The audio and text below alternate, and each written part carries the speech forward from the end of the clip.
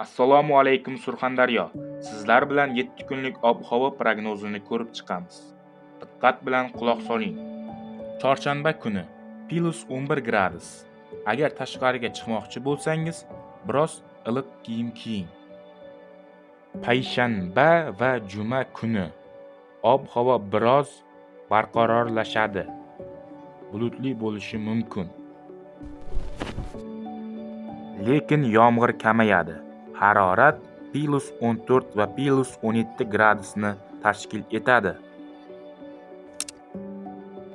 Hafta oxiri shinam bo'ladi. Kunduzi +20 gradus atrofida bo'ladi. Xulosa, haftaning boshida yomg'ir, o'rtasida esa iliq va bulutli almashuv. Yomg'irli ham bo'lishi mumkin. Haftani oxiriga kelib kunlar isib ketadi. Qo'lingizdan kelsa bir dona like bosib qo'ying videoga. Shuncha harakat qilib video qo'yaman, 300 ta 400 ta prosmotr bo'ladi. Iltimos og'alar, like bosib, komment yozib ketaylik.